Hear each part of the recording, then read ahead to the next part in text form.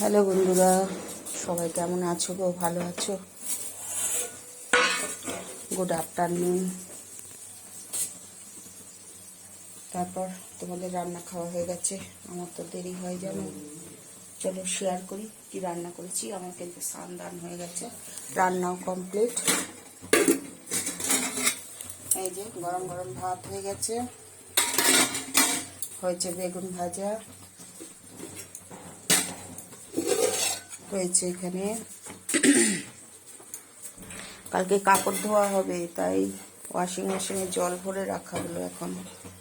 আর খুন্তিটা কোথায় গেল? এই যে হয়েছে মুগ মসুরের ডাল, টমেটো ধনে পাতা দিয়ে মুগ মসুরের ডাল হয়েছে।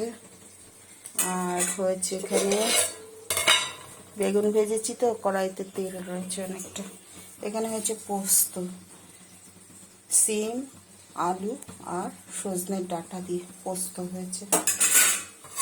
আজকে এই রান্না হয়েছে, ভাত, বেগুন ভাজা, ডাল আর সিম, আলু, সজনে ডাঁটা দিয়ে পোস্ত।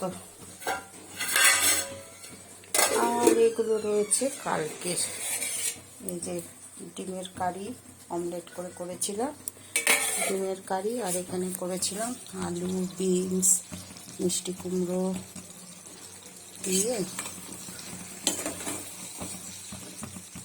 রুই মাছের মাথা দিয়ে করেছিলাম। বাটিটা না সরে যাবে গিয়ে, এই জন্য ঘাটছি না, থাক। বিনস, আলু, মিষ্টি কুমড়ো দিয়ে রুই মাছের মাথা দিয়ে তরকারি করা হয়েছিল, অনেকটাই রয়েছে, গরম করছি। আর এখানে একটু সজনে ডাঁটার তরকারিও আছে আগের। ঠিক আছে বন্ধুরা, সবাই ভালো থেকো, সুস্থ থেকো। Good afternoon. ইউটিউবে স্বপ্না রান্নাঘর, ফেসবুকে স্বপ্না চৌধুরী। চলো আরেকবার দেখে দিই।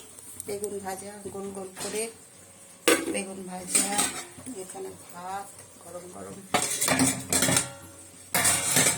গরম গরম ভাত, বেগুন ভাজা, আর এখানে মুগ মসুরের ডাল, আর এখানে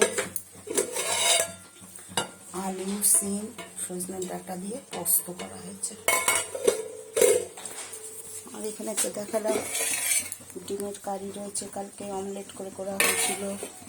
আর এখানে রুই মাছের মাথা দিয়ে মিষ্টি কুমড়ো, বিনস, আলু দিয়ে তরকারি করা হয়েছে। আর এখানে অল্প সজনে ডাঁটার তরকারি আগে রয়েছে। আর এক বাটি কালকে ভাত রয়ে গেছে। ঠিক আছে বন্ধুরা, সবাই ভালো থেকো, সুস্থ থেকো। Good afternoon.